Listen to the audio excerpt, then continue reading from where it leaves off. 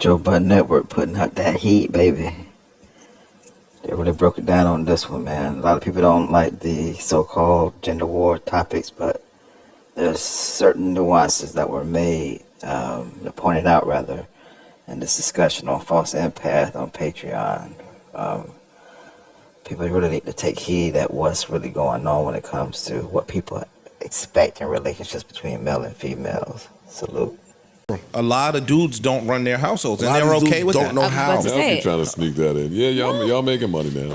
No, Mel talking about the 1950s, but last week it was the woman wants the man that's equally yoked. I thought it was the 1950s. Which one is it? No, but you want to know. That's what men. Go ahead. That's where it's a disconnect sometimes, because what you are saying is I'm ready to play 1950s, and I'm okay with that. That's some women are, and it's like no. You saying you good with that? Yeah. Today, a lot of people are saying, "Yo, I want the traditional values when that's beneficial for me."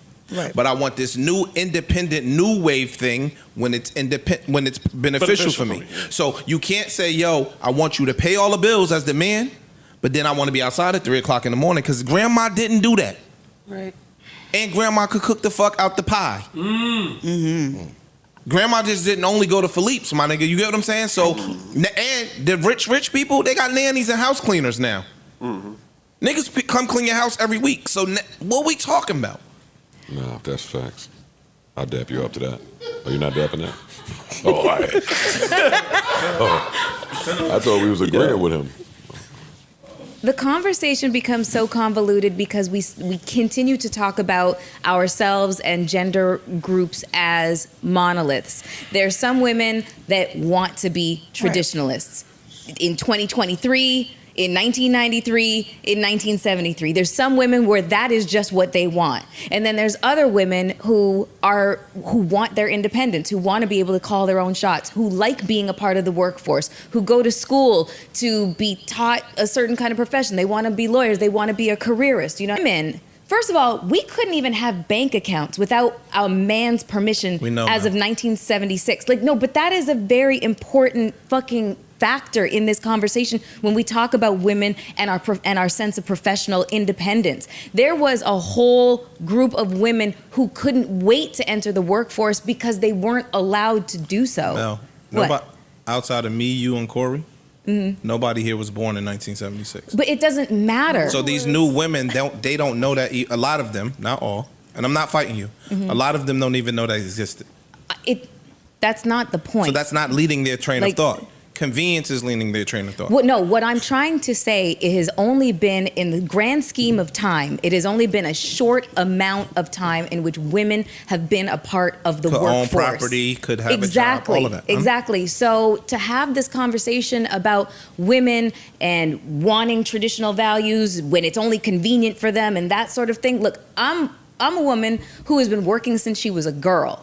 You guys made... Because, like I said, that's just an opinion. That's just something, you know what I'm saying, that it's I've a generalization or whatever. But that's when it comes in and says, okay, well, as a woman at the top of the corporate ladder, why would it be... Most of the time, guess what? That woman is going to want to come home to a man. If she's worked all day, she's going to want to come home to a man that's available for her. You might as well be single. If you putting in 12-hour days and I'm putting in 12-hour days, we ain't in no fucking relationship. Correct. And that's how a lot of situations of powerhouses don't end up being powerhouses, or they have an understanding of having an open relationship. If you want to be, somebody's not available. Yeah. Yo, if you going to work every day and you boss around 500,000 people, you the corporate CEO, to use Mel's example, of Xerox. Now I go to work and I'm a fucking executive NASCAR. VP at Sunoco. Bro, we both are controlling mad people, right? Literally thousands of people.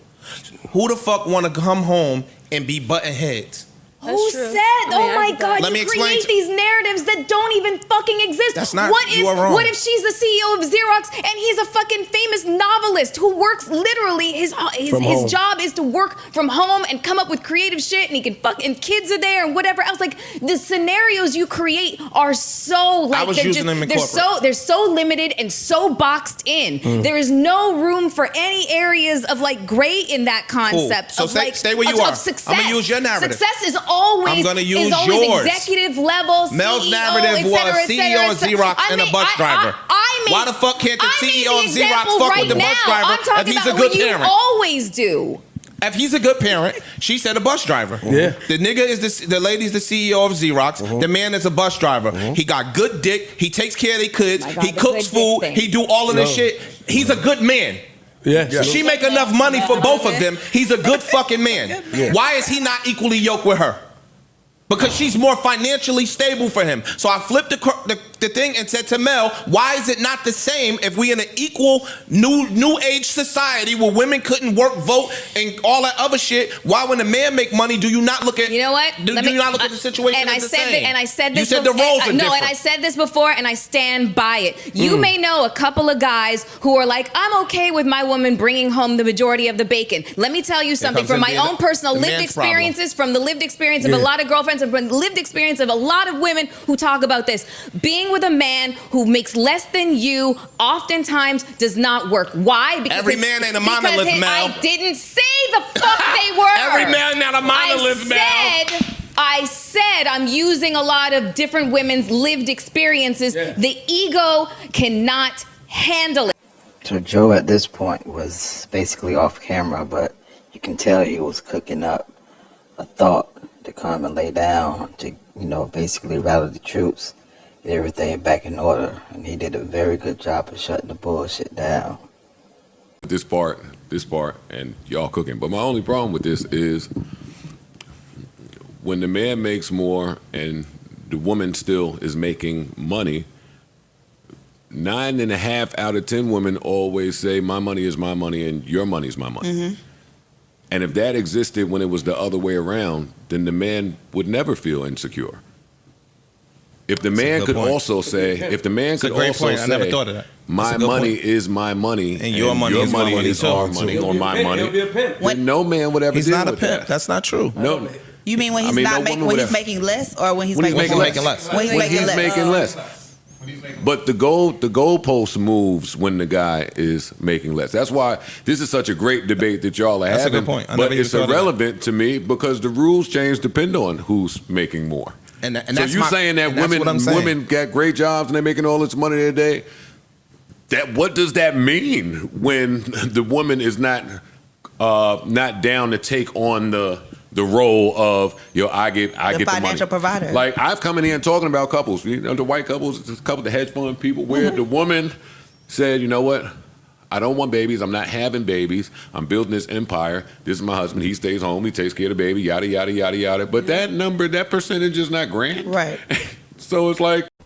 So now, if you're a Patreon member on the Joe Budden podcast, you'll understand where Joe's point of view is coming from, because just a few weeks ago, he had a guest on there, Tyrese, who pretty much broke down the issues he had in his marriage when it came to finances, and how his wife played the role of, I don't want your money. I got my own money. Apparently, Tyrese stated that his wife at the time make 6 figures a year as a social worker, and when it's time to get a divorce, she tried to get all the money, even though they had a prenup. So that's where Joe is thinking from. Y'all did good now. Now y'all come on in here, sign this paperwork, and I'm gonna give you $10 a piece.